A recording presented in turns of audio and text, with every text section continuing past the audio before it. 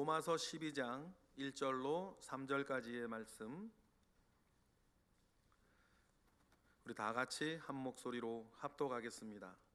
그러므로 형제들아, 내가 하나님의 모든 자비하심으로 너희를 권하노니 너희 몸을 하나님이 기뻐하시는 거룩한 산 제물로 드리라. 이는 너희가 드릴 영적 예배니라. 너희는 이 세대를 본받지 말고 오직 마음을 새롭게 함으로 변화를 받아 하나님의 선하시고 기뻐하시고 온전하신 뜻이 무엇인지 분별하도록 하라. 내게 주신 은혜로 말미암아 너희 각 사람에게 말하노니 마땅히 생각할 그 이상의 생각을 품지 말고 오직 하나님께서 각 사람에게 나누어 주신 믿음의 분량대로 지혜롭게 생각하라. 아멘. 어느 시대를 막론하고 교회는 전쟁을 하고 있습니다.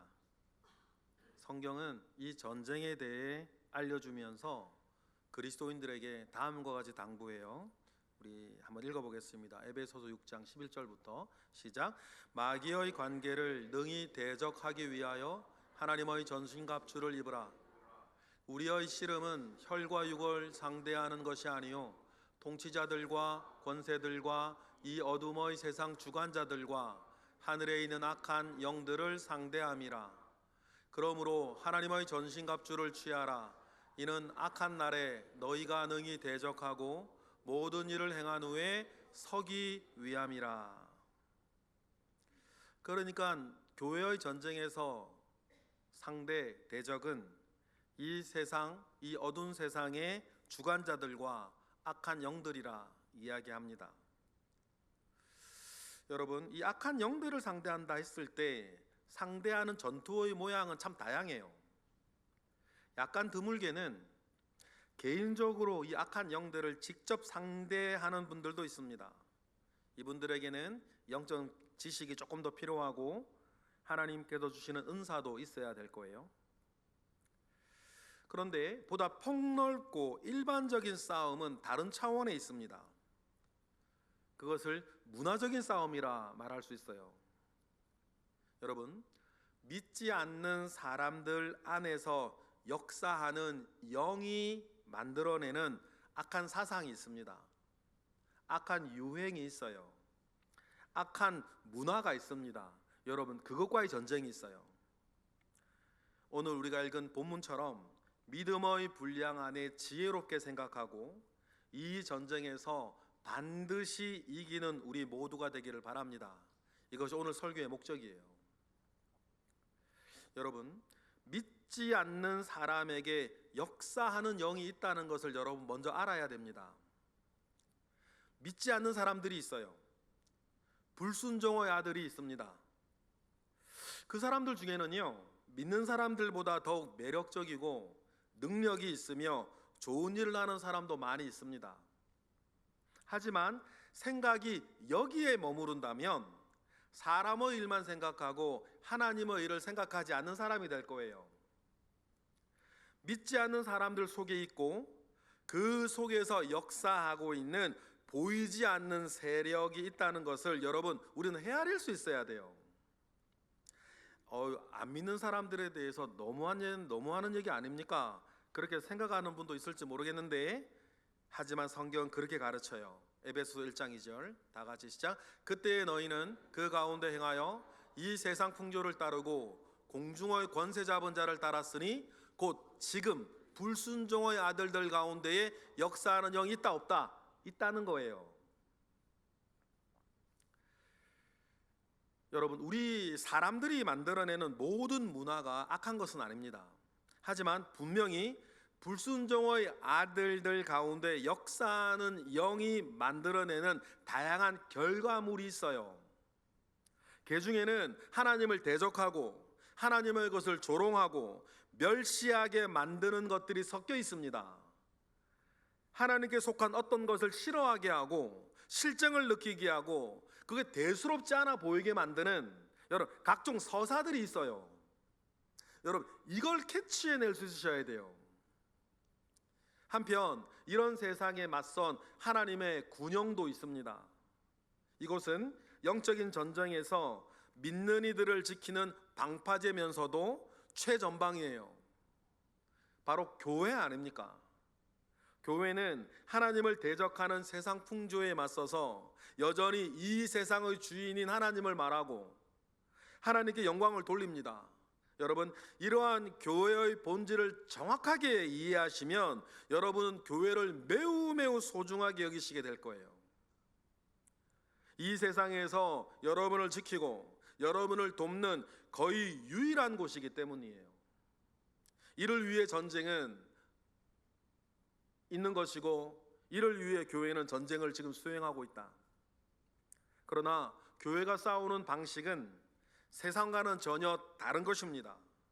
교회의 전쟁 상대는 다음이라 그러지 않았습니까? 우리 6장 12절 다시 한번 읽어보실까요? 시작. 우리의 씨름은 혈과 육을 상대하는 것이 아니요 통치자들과 권세들과 이 어둠의 세상 주관자들과 하늘에 있는 악한 영들을 상대하는 그 싸움을 한단 말이에요.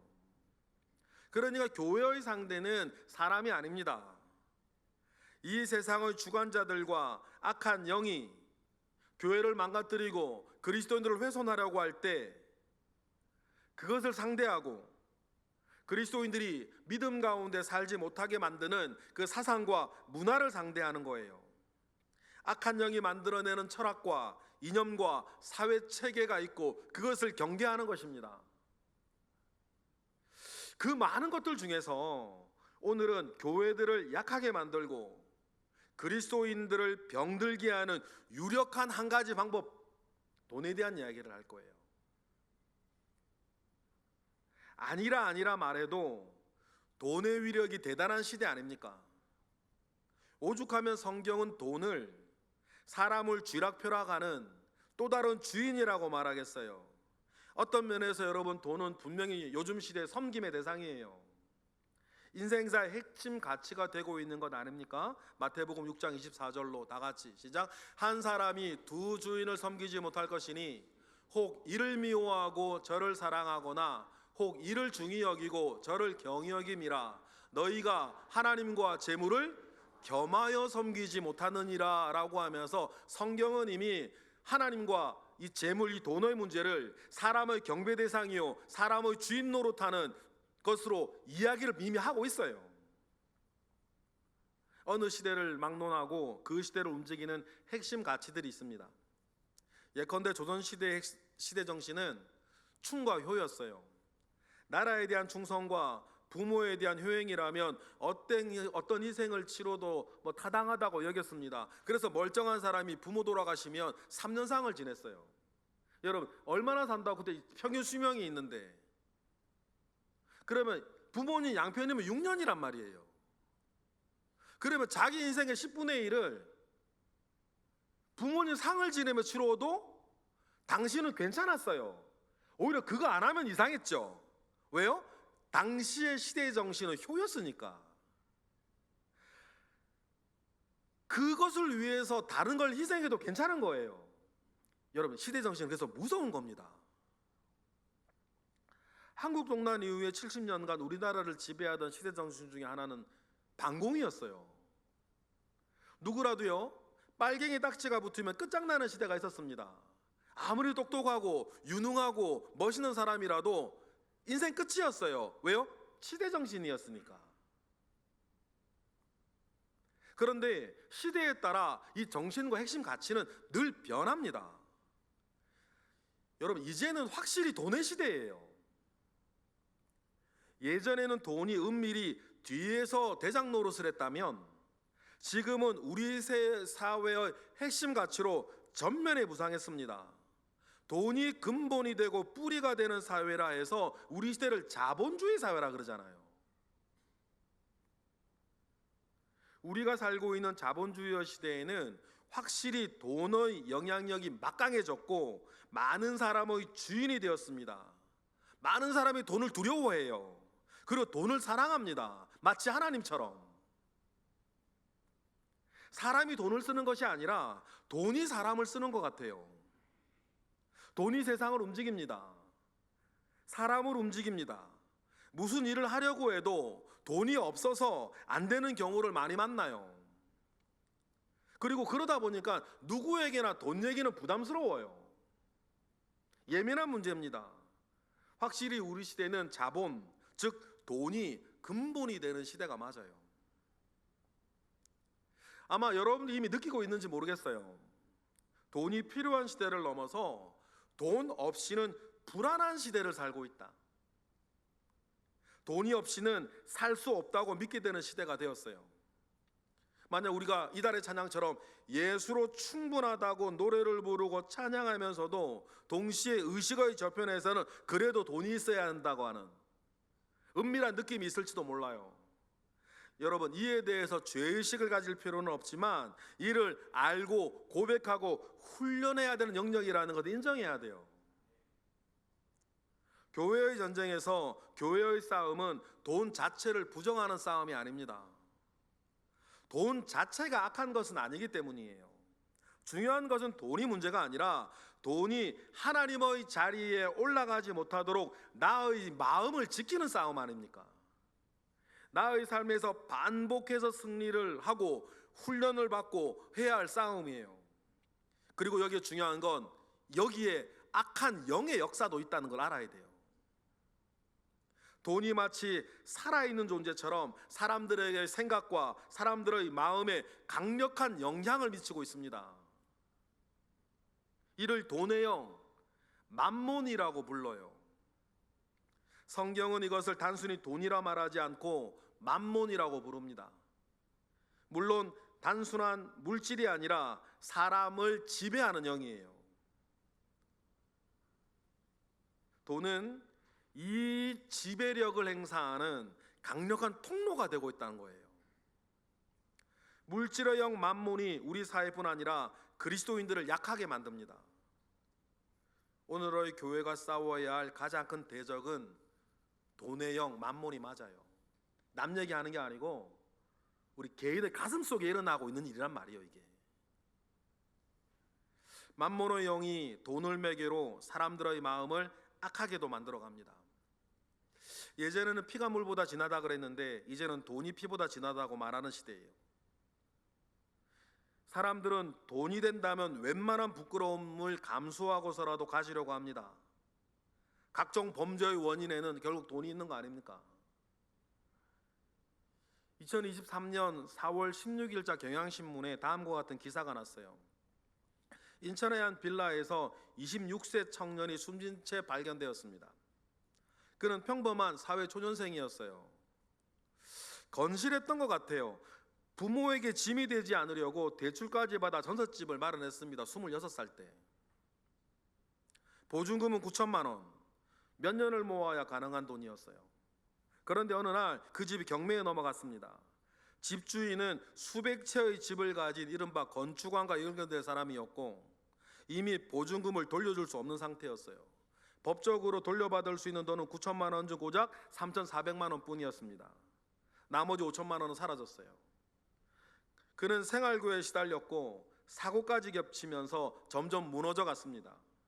결국 그는 더는 버티기 어렵다는 유서와 함께 스스로 생을 마감했어요. 뉴스는 짧게 전했습니다. 전세 사기 피해 청년 사망.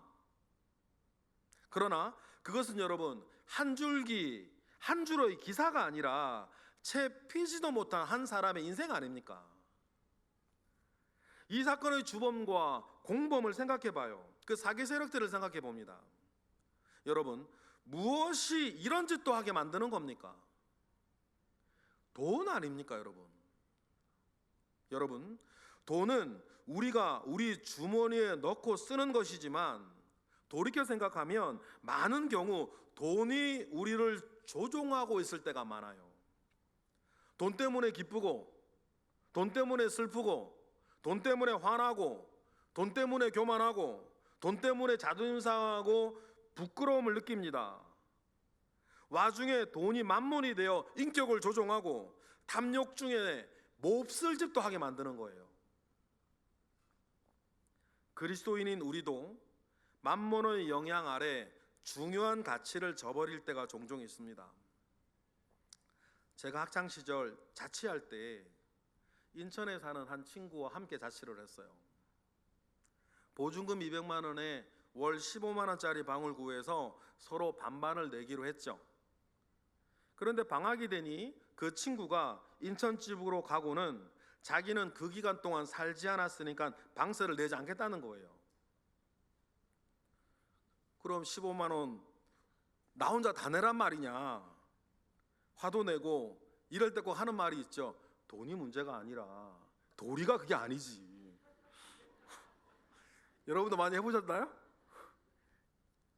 그런데 어떻게 해요? 주지 않는 걸 어떡해요? 그 친구가 왜 이렇게 밉든지. 밤 10시 기도 시간이 돼서 성결대학교 운동장에 갔습니다. 속이 막 부글부글 끓어가지고 기도도 안 되고 부화만 치밀었어요. 용서니 뭐 사랑이니 화해니 이런 말이 생각은 났는데 상한 마음이 달래지질 않는 거예요. 분노 어린 마음에 기도도 되지 않고 자리만 지키고 있는데 속에서 하나님이 제게 말을 걸어 오시더라고요. 하나님이 제게 그때 그러셨어요. 얼마면 되겠냐? 얼마면 화가 안 나겠냐? 이렇게 말씀하시더라고요. 그래서 제가 하나님께 그랬죠. 하나님, 이게 돈이 문제가 아니지 않습니까? 다시 말씀하세요. 너 얼마면 화가 안 나겠냐? 그 음성에 제 마음을 정직히 따져봤어요. 지금 걸린 문제가 15만 원 방세의 절반인 7만 5천 원이 아니라 100원이라면 생각을 해봤어요. 내가 내고 말지. 그런 마음이 들더라고요. 그래 금액을 조금씩 올려봤어요. 그러면 500원이면 내고 말겠더라고요. 1,000원이면 내고 마라. 조금씩 올라갔는데요. 4,500원까지 더라고. 5,000원이 되는 순간 화가 나. 그래서 확실히 알겠더라고요. 이건 도리의 문제가 아니라 사실 돈 때문에 제가 화가 났다는 걸 그때 알았어요.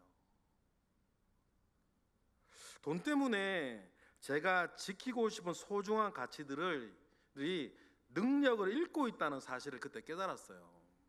여러분, 이처럼 돈은요, 우리 속마음, 은밀한 곳에서부터 영향을 미쳐요. 하나님이 이때 주신 은혜로 저는 한 단계 올라설 수 있었습니다. 하나님께서 우리에게 은혜를 주시면 여러분, 우리는 지금도 만몬의 영향 아래 이기실 수 있어요. 더 큰 것에 대해서도 이기게 하십니다. 저 역시 마찬가지였어요. 하나님은 7만 5천 원에 이기게 하셨던 저를 나중에는 신혼집 전세보증금 400만 원을 이기게 하셨어요. 그리고 시간이 더 흘러 7천만 원에도 이기게 하셨습니다. 여러분, 그 액수와 상관없이 여러분 지금 제가 잘 살고 있어요? 여러분 사실은 상관없거든요. 7만 5천 원 있으나 없으나 상관없어요. 그 400만 원, 7천만 원요, 그거와 상관없이 저는 지금 잘 살고 있어요. 그렇게 안 보이시나 봐요. 여러분 정말 그래요. 전 잘 살고 있단 말이에요. 그거 있으나 없으나. 여러분, 지금도 앞으로도 저도 여러분도요, 그거 없어도 살아요. 그러니 너무 불안하거나 너무 노여워하지 마세요. 그리고 하나님께서 우리 모두를 더 많은 숫자 앞에서도 이기게 하실 거예요.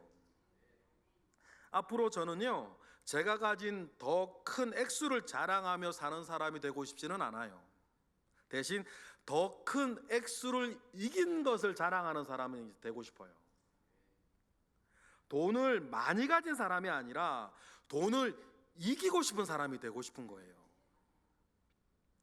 여러분, 그러나 돈은 하나님 앞에 서 있는 그리스도인들조차도 시험 들게 하고 주저하게 만들 때가 많이 있습니다. 앞으로도 많이 있을 것 같아요. 하나님을 믿는다고 말하면서도, 기도도 하면서도 돈 때문에 불안하고 돈 때문에 불만이고 돈 때문에 불행해지기도 합니다. 이런 와중에 성경은 다음과 같이 우리에게 말해요. 디모데전서 6장 10절 다 같이 시작. 돈을 사랑함이 일만하고의 뿌리가 되나니 이것을 탐내는 자들은 미혹을 받아 믿음에서 떠나 많은 근심으로 자기를 찌른다고요. 피해자일 때나 가해자일 때나. 많은 사람들이 돈을 사랑하며 믿음을 잃기도 합니다. 돈에 대한 설교를 듣는 것을 거북하게 생각하는 분들도 많아요. 이미 자본주의 시대를 사는 많은 사람들은 저마다 돈 문제로 걱정하며 많은 근심으로 자기를 이미 찌르고 있기 때문이에요. 그래서인지요, 설교자가 돈이나 헌금에 대한 설교를 자주 하면 대뜸 저 멀리서 돈 밝히는 목사라고 그래. 그런데 설교자가요, 기도에 대해서 아무리 설교를 자주 해도 저 기도 밝히는 목사라고 그렇게 말하는 사람은 없어. 왜요? 여러분, 이 생리를 아셔야 되는 거예요. 왜 기도 밝히는 목사라고는 말 안 하면서 왜 돈 밝히는 목사라고는 얘기를 해요? 그 언어 근저에 있는 영의 흐름을 보셔야 되고 우리 마음의 중심을 보셔야 되는 거예요. 이처럼 중요한 돈에 대해서 그러면 강단에 설교 안 하면 안 되지 않습니까? 돈이 우리 삶에 얼마나 중요한데 강단에 자꾸 얘기를 해야지. 그래야 우리가 바로 사라지는데. 그러니 제가 뭐 헌금 얘기, 돈 얘기 강단에 자꾸 하더라도 욕하지 마세요. 그만큼 중요하니까 우리 삶에 있어서 돈 문제는. 우리가 가지고 있고 쓰고 있는 돈에 대해 다시 생각해 봅시다. 분명한 것 하나는 뭐냐면 이 돈의 위력이요, 지나치게 과장되어 있어요. 돈에 대한 신화가 쌓여 있습니다. 돈이 없으면 사는데 조금 더 불편하고 덜 안전한 것 뿐이에요.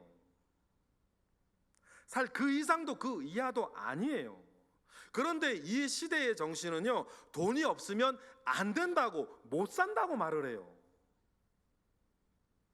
반대로 돈이면 다 된다고 생각하고 돈으로 모든 가치를 평가하려고 합니다. 그러니 돈에 인생을 걸게 하는 거 아닙니까? 돈에 대한 우리의 생각은 언어 사용에서도 은연중에 드러나요. 제가 몇 번 이 얘기를 하는데 여전히 안 고쳐지고 있는 것. 우리 언어 습관에도 이런 게 있다 그랬죠. 돈을 많이 가지고 사는 의미로 뭐라 그래요? 잘 산다 그래요. 돈을 많이 가지지 못하고 산다는 뜻으로 못 산다고 말합니다. 여러분, 잘 살고 못 살고가 가진 돈의 액수와 상관이 있는 겁니까? 사실 그렇지 않거든요. 그런데도 우리는 습관적으로 그렇게 말을 해요. 여러분, 저는요, 돈을 많이 가지고 살지만 못 사는 사람들 엄청 많이 알아요. 반대로 돈은 적지만 잘 사는 분들도 얼마나 많은지 몰라요. 여러분, 이제 우리 여러분들은 시대를 분별하며 돈이라는 시대 정신과 싸움을 벌여야 할 거예요. 돈을 자기의 원래 자리로 되돌려 놔야 돼요. 바울이 말한 바 시대를 거슬러 하나님께로 돌아가는 것이 우리의 길이기 때문이에요. 오늘 보면 2절에 그래서 이렇게 말하는 것 아닙니까? 시작. 너희는 이 세대를 본받지 말고 오직 마음을 새롭게 함으로 변화를 받아 하나님의 선하시고 기뻐하시고 온전하신 뜻이 무엇인지 분별하도록 하라. 돈 문제에 대해서도 하나님은 언제나 시대의 정신에 흔들리지 않고 믿음의 길을 지켜낸 사람들을 찾으셨습니다. 이런 교회가 있었어요. 제 친구의 친구 목사였는데 월세가 너무 급격하게 올라가서 사회 문제가 되고 있을 때 한 5, 60명 남짓 모이는 교회, 그 장로교회였는데 그때 직원의 결의를 하나 내려요. 그 교회 성도 가운데 집주인, 건물 주인인 성도들은 받는 월세를 10% 내리기로 결정해요. 그리고 그 큰 건물은 아닌데 그 교회 건물의 주인이 교회였는데 그 교회는 그 건물의 입주에 있는 상가라 그럴까요? 월세를 20% 내리기로 결정해요. 임대료 말이에요. 이유는 우리 사회의 고통과 함께하는 교회가 되겠다는 어떤 그런 결의였어요. 모두가 더 가지기를 원하는 돈의 일정 부분을 포기하면서 말이에요. 여러분, 이것이 우리 사회에서 교회를 거룩하게 만들어가는 것이고 교회의 전쟁을 이기게 하는 거예요. 별처럼 빛나게 하는 것입니다. 저는 이런 결정을 내리는 그 교회가 참 대견하고 복되다고 생각해요. 그런 분들을 만나고 나면 돈에 훼손되지 않는 그런 교회의 영성을 느껴요. 저는 우리 교회가 돈에 대해서 승리하는 교회가 되기를 바라고 여러분들이 돈에 대해서 승리하는 여러분들이 되기를 바랍니다. 그것이 거룩한 씨가 되어지는 굉장히 중요한 요소예요.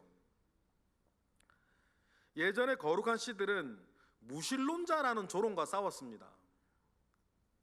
어느 시대에는요, 유신론자라는 비난과 싸웠어요. 시대 정신은 로마 황제를 섬기지 않는다고 핍박을 받았고 일본 천황에게 경배하지 않는다고 박해를 받았습니다. 조상을 숭배하지 않는다고 핍박을 받았어요. 그러면 여러분, 지금은 무엇과 싸워야 됩니까? 돈어영, 만몬과 싸워야 되는 거예요. 이것이 돈이 시대 정신이 된 이 세상 속에서 하나님을 주인으로 붙드는 교회의 전쟁 아닙니까? 정확하게 돈을 사랑하는 마음에 지배되어지지 않도록 싸워야 되는 겁니다. 돈이 점점 커지는 시대에 하나님이 여전히 크시다는 것을 붙드는 것입니다. 여러분, 이것이 21세기를 살아가는 이 땅의 교회들 모든 그리스도인이 지금도 벌여야 되는 싸움이다. 돈을 사랑하는 마음으로는 여러분 결단코 하나님을 사랑할 수 없습니다. 삶의 원칙에 대해서 돈에 대한 철학을 분명히 하셔야 돼요. 우리가 좀 전에 읽었지만 돈과 하나님을, 재물과 하나님을 겸하여 섬길 수 없다고 성경은 분명히 말하는데 우리는 그것이 가능하다고 느끼고 그 마음을 여전히 내버려 두고 있다면 절대로 안 되는 것이에요. 우리가 조금 덜 먹고 덜 가지고 조금만 좁게 살기로 작정하면 새로운 길이 열립니다. 하나님이 오늘 주신 적당한 그것으로 먼저 감사하며 기도하는 우리 모두가 되기를 바라요. 잠언서의 말씀 보실까요? 30장 다 같이 시작. 내가 두 가지를 주께 구하였사오니 내가 죽기 전에 내게 거절하지 마시옵소서. 곧 헛된 것과 거짓말을 내게서 멀리하옵시며 나를 가난하게도 마옵시고 부하게도 마옵시고 오직 필요한 양식으로 나를 먹이시옵소서. 혹 내가 배불러서 하나님을 모른다 여호와가 누구냐 할까 하오며 혹 내가 가난하여 도둑질하고 내 하나님의 이름을 욕되게 할까 두려워함이니이다. 이 마음 가운데 여러분 분명히 서 있는 우리 모두가 되기를 바랍니다. 말씀을 마무리하겠습니다. 현대 자본주의 시대에는 우리 그리스도인들, 우리 교회는 돈 문제, 돈을 어떻게 쓰느냐의 문제에서만 조금만 달라져도 눈에 튀기 쉬운, 신앙적으로 표현해 볼까요? 거룩해지기 쉬운 시대를 우리는 살고 있어요. 돈을 조금만 다르게 써도 돈이 최고 가치인 자본주의 사회 속에서 돈에 대한 올바른 거룩한 식으로 살아가는 저와 여러분 우리 교회가 되기를 바랍니다. 우리 거룩한 시 성도 교회에 모여서 이를 실천해 보고 싶어요. 교회를 통해 우리 개인의 삶도 세속에 물들지 않도록 나아가는 것, 이런 정신으로 여러분 우리 교회는 쌓아놓은 것을 자랑하는 교회가 아니라 비워진 것을 자랑하는 교회가 되게 하셨으면 좋겠어요. 헌금 하나하나가 어떤 수고와 애완 속에서 드려지는 것인지 하나님이 잘 아십니다. 그 귀중한 헌금이 한 푼이라도 허투루 사용되지 않도록 아끼고 또 아끼고, 조금 춥게 지내도 되는 거 아닙니까?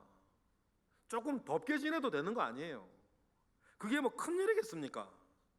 아껴서 하나님의 선한 일에 조금 더 많이 사용할 수 있는 거. 분명히 교회는 돈의 종착역이 아니라 정거장이 돼야 된다.